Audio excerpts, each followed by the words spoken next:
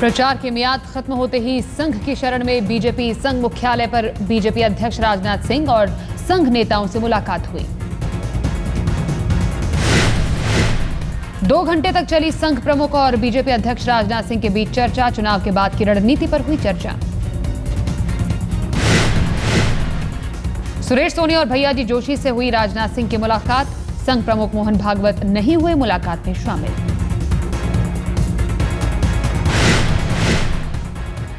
मुलाकात के बाद राजनाथ सिंह ने दिया बयान। कहा, केवल संघ का धन्यवाद कहने आए थे।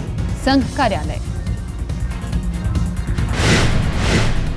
करीब 10:30 बजे संघ मुख्यालय पहुंचे थे राजनाथ सिंह। करीब 12:30 बजे तक चली संघ नेताओं से मुलाकात।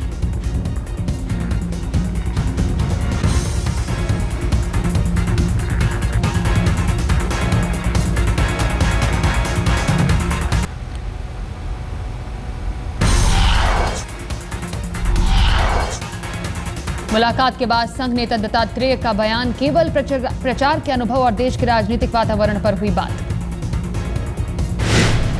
देश भर के अच्छे वातावरण है। एक एनडीए के समर्थन में, मोदी जी के लहर के बारे में वो सब बात हुई। दत्तात्रेय होसाबले ने चुनाव के बाद की रणनीति पर किसी भी चर्चा से किया इंकार। कहा, देश में मोदी की लहर पर हुई चर्चा।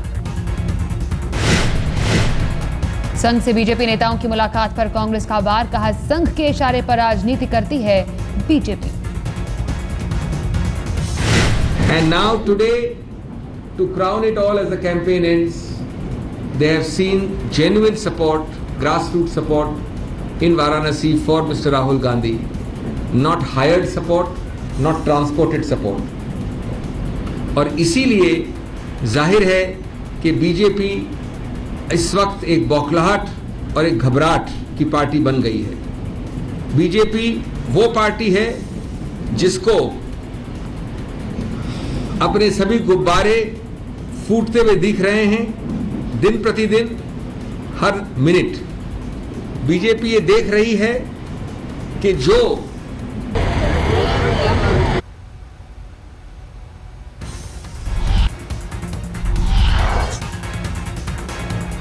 शनिवार को नरेंद्र मोदी ने भी की थी मोहन भागवत से संघ मुख्यालय में मुलाकात। करीब 2 घंटे तक चली थी मुलाकात।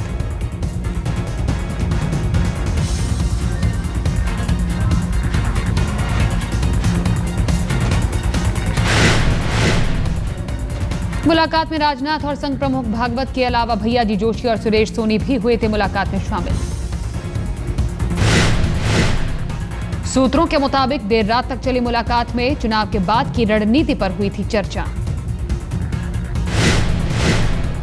प्रचार खत्म होने के बाद पूर्व पीएम वाजपेयी से भी मिले थे नरेंद्र मोदी। वाजपेयी से मुलाकात के बाद पहुंचे राजनाथ सिंह के घर। वाजपेयी से मुलाकात के बाद मोदी ने किया था ट्वीट। अटल जी से मिलना हमेशा सुखद अनुभव। चुनाव से पहले भी लिया था अटल जी का आशीर्वाद।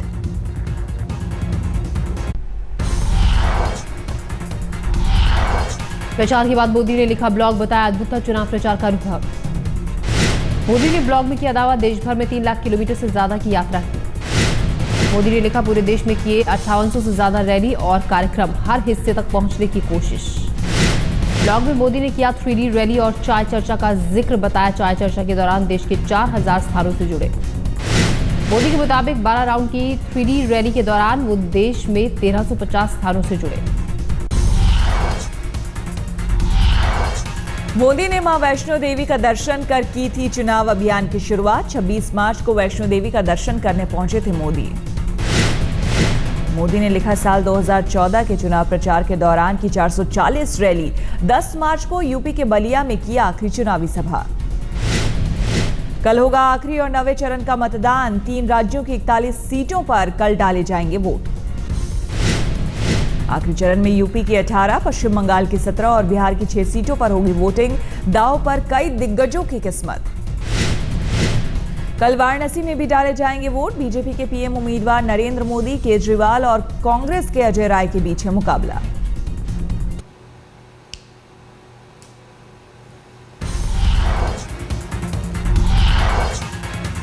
मुजफ्फरनगर में भी 3 बूथों पर पुनर्मतदान का आदेश। 9वें दौर के मतदान के साथ डाले जाएंगे वोट।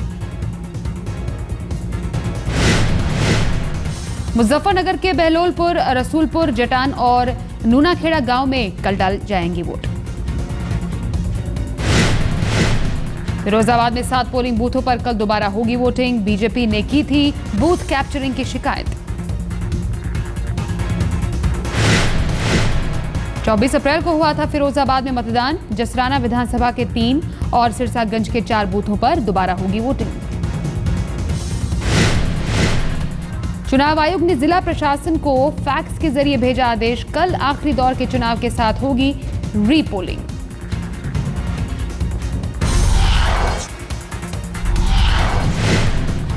एसपी नेता आजम खान ने फिर किया चुनाव आयोग पर हमला। पूरे लोकसभा चुनावों को बताया असंवैधानिक। आज हमारा कहना यह है कि देश में होने वाला चुनाव असंवैधानिक है।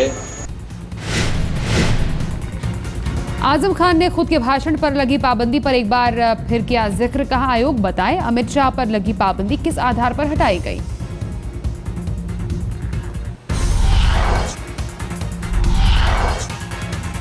महाराष्ट्र के गढ़चिरौली में हुआ नक्सली हमला। पेट्रोलिंग टीम की गाड़ी में सवार 7 जवान शहीद। सड़क पर बिछी लैंडमाइन के जरिए हुआ धमाका। गाड़ी पल भर में बनी कबाड़। गाड़ी में सवार थे 9 सुरक्षाकर्मी।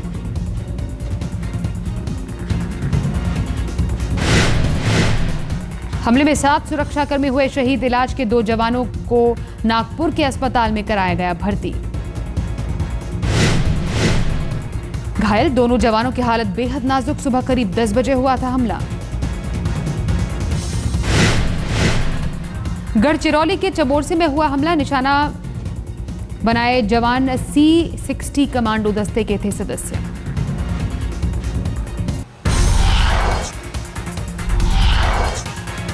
वाराणसी में पुलिस ने निकाला मार्च। आम लोगों को निर्भीक होकर वोट डालने का दिया संदेश। रविदास गेट से लहुराबीर और बेनिया होते हुए गिरजाघर चौराहे पर खत्म हुआ मार्च। जिले में CPMF की 47 और PSC की 4 कंपनियां तैनात।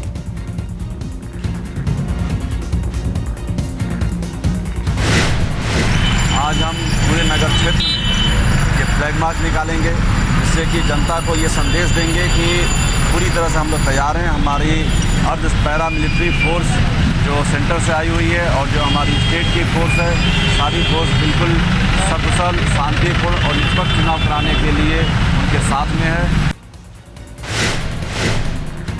कड़ी सुरक्षा के बीच काशी में होगी वोटिंग। बीजेपी के PM उम्मीदवार नरेंद्र मोदी हैं काशी से उम्मीदवार। आम आदमी पार्टी के केजरीवाल और कांग्रेस के अजय राय समेत कुल 44 उम्मीदवार आजमा रहे हैं काशी से किस्मत।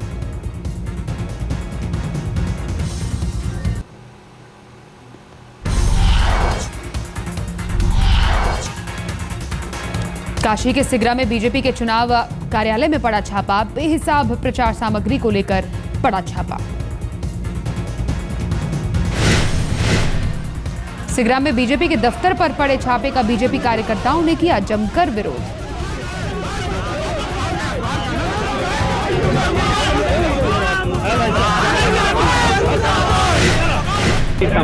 सारी रसीदें दिखाने के बाद भी प्रेषक साहब अपने खुद के लोग के वर्दी फाड़ कर और ये इल्जाम लगा रहे हैं कि हम लोग उनका वर्दी फाड़े हैं। बीजेपी प्रवक्ता मीनाक्षी लेखी ने प्रेस कॉन्फ्रेंस कर चुनाव आयोग से पूछा, केवल बीजेपी के दफ्तर पर ही क्यों हुई छापेमारी। ये सब जो है, मैं सिर्फ यही कहना चाहूंगी कि दिल्ली में, नई दिल्ली क्षेत्र में आता है भारतीय जनता पार्टी का मेन ऑफिस 11 शोका रोड।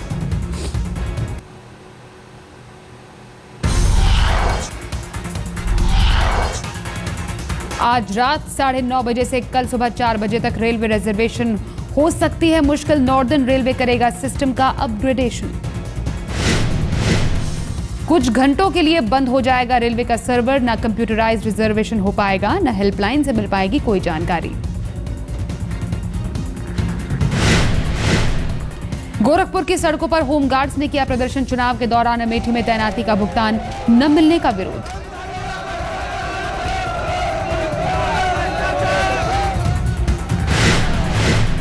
हवा में डंडे लहराते हुए जमकर की गार्डों ने नारेबाजी, कहा भुगतान न मिलने तक ड्यूटी पर नहीं लौटेंगे। यूपी के सनौली में लगी भारत नेपाल सीमा वोटिंग तक सील, सुरक्षा कारणों से सीमा सील करने का फैसला।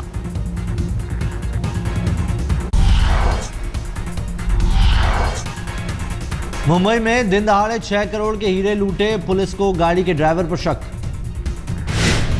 लूट के बाद ड्राइवर भी हुआ फरार, पंचर के बहाने से ड्राइवर ने रोकी थी गाड़ी। बॉम्बे हाईकोर्ट ने गायक अदनान सामी को दी बड़ी राहत, कोर्ट ने पाकिस्तान जाने की दी इजाजत। बीमार मां से मिलने की अदनान ने मांगी थी इजाजत, इलाज के लिए लंदन भी जाने की इजाजत मिली। पत्नी सबा और अदनान के बीच चल रहा है सिविल और क्रिमिनल केस, कोर्ट ने लगाई थी देश से बाहर जाने पर रोक।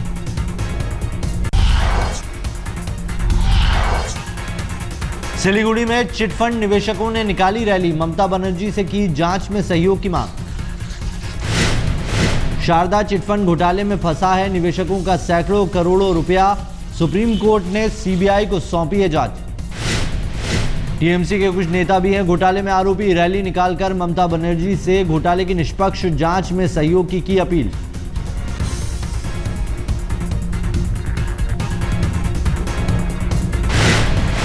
यूपी के श्रीगंगानगर में फिर लापरवाही की भेंट चढ़ा अनाज, 4000 क्विंटल गेहूं बारिश में भीगा।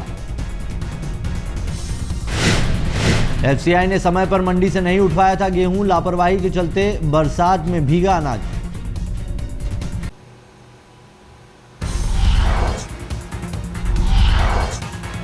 एमपी के खरगोन में बी फार्मा की छात्रा के साथ दरिंदगी, गैंगरेप का विरोध करने पर जिंदा जलाया।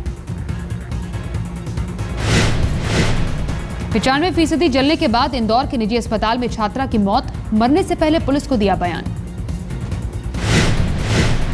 बी फार्मा के 3 आरोपी छात्रों को पुलिस ने किया गिरफ्तार, गैंगरेप और हत्या की धाराओं में मामला दर्ज। फरीदाबाद में कारोबारी के बेटे के अपहरण की गुत्थी सुलझी, पुलिस ने किया बच्चे को सकुशल बरामद। 4 अपहरणकर्ताओं को भी पुलिस ने किया गिरफ्तार, कुछ साल पहले पैसे के लेन देन को लेकर भी कारोबारी से रंजिश।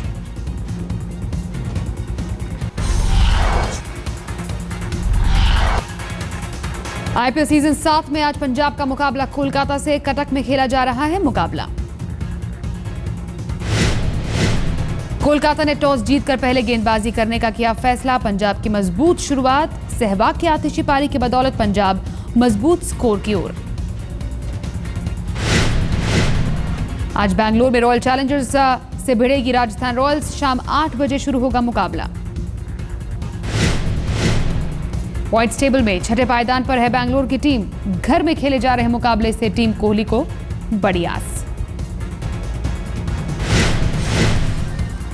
आईपीएल फाइनल का वेन्यू बदला गया, मुंबई की जगह बेंगलुरु में खेला जाएगा सीजन 7 का फाइनल।